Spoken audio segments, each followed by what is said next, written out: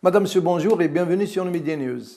De nouveaux documents établis par des associations de victimes des essais nucléaires français dans le Sahara algérien, à Argane précisément du 13 février 1960, ont révélé que les effets des retombées radioactives se sont étendus à toute l'Afrique de l'Ouest et au sud-est jusqu'à la Centrafrique et sur la côte espagnole et la Sicile.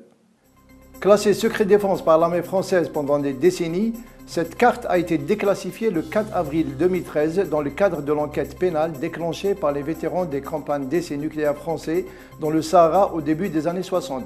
Selon le document publié vendredi par Le Parisien, cette carte montre que, jusqu'au 13e jour suivant l'explosion aérienne le 13 février 60 de Gerboise bleue, la première bombe française, les retombées radioactives se sont étendues à toute l'Afrique de l'Ouest et au sud-est jusqu'à la Centrafrique, ainsi qu'au nord, sur la côte espagnole et la Sicile.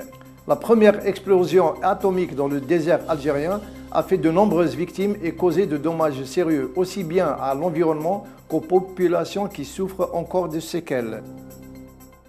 En Ukraine, une grande manifestation devrait se tenir dimanche à Kiev, la 11e depuis le début de la contestation fin novembre, alors que les négociations entre manifestants et gouvernement sont au point mort.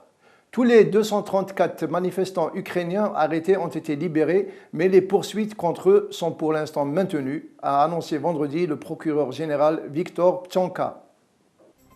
La loi d'amnistie votée en janvier par la majorité favorable au pouvoir au Parlement fait dépendre le sort des manifestants interpellés de la libération des lieux publics et des bâtiments administratifs occupés par l'opposition. Dans la journée de vendredi, l'opposition a appelé à une nouvelle grande manifestation dimanche à Kiev pour préparer une offensive pacifique, alors que les pourparlers avec le pouvoir semblent être dans l'impasse. La question principale qui sera abordée est une offensive pacifique des militants du Maïdan pour que les exigences des manifestants soient remplies, a indiqué le parti de l'opposante emprisonnée Yulia Tymoshenko dans un communiqué. En Irak, des militaires et des policiers ont été tués vendredi soir dans une série d'attaques simultanées, indiquent des sources médicales qui révèlent que les forces de sécurité armées et police confondues sont devenues la cible de groupes armés qui tentent de fragiliser ces institutions. Plusieurs attaques ont eu lieu dans la région de Baïdi, au nord de Bagdad, qui se sont traduites par la mort de 5 policiers tués par un engin explosif. Par ailleurs, à Borj Sakhr, à 60 km au sud de Bagdad, 5 militaires également sont morts dans un accrochage avec des groupes armés. Au Mali, le chef d'état-major du président malien Ibrahim Boubacar Keïta a été inculpé et écroué jeudi pour son implication présumée dans le meurtre de soldats proches de l'ancien régime d'Amadou Toumani Touré, renversé en 2012. Aucune de ces sources n'a souhaité détailler les chefs d'inculpation retenus contre le général Camara, un proche d'Amadou Sanogo, auteur du coup d'État qui avait renversé Amadou Toumani Touré le 22 mars 2012, précipitant le Mali dans le chaos. Sanogo et plusieurs de ses proches ont été arrêtés et inculpés en novembre 2013 dans la même affaire. En décembre dernier, un charnier a été découvert près de la caserne militaire prise par Sanogo. À Cuba, la Havane a suspendu presque tous ses services consulaires aux États-Unis, faute de trouver une banque désireuse de gérer ses comptes diplomatiques, a annoncé vendredi la section des intérêts cubains.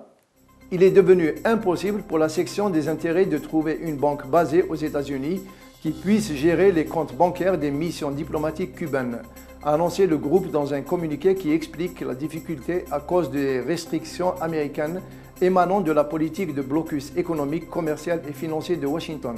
Il s'agit de la seconde fois en quelques mois que la section suspend ses services consulaires à cause de problèmes bancaires.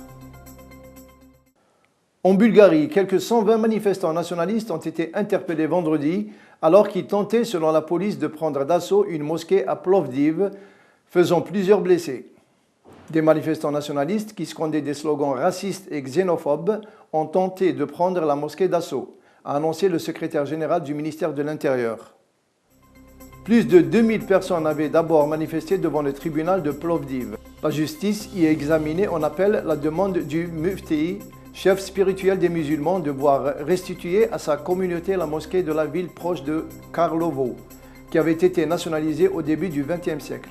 Les manifestants se sont ensuite dirigés vers la mosquée, brisant des vitraux avec des pierres et des pétards. Repoussés par la police, ils ont défilé devant le consulat de Turquie, jetant des pétards sans faire de dégâts. Le Mufti Mustafa Hadji a protesté contre cet acte de vandalisme qu'il a qualifié de pogrom. Voilà, c'est la fin de notre flash. Merci de nous avoir suivis. Excellente journée à vous. Au revoir.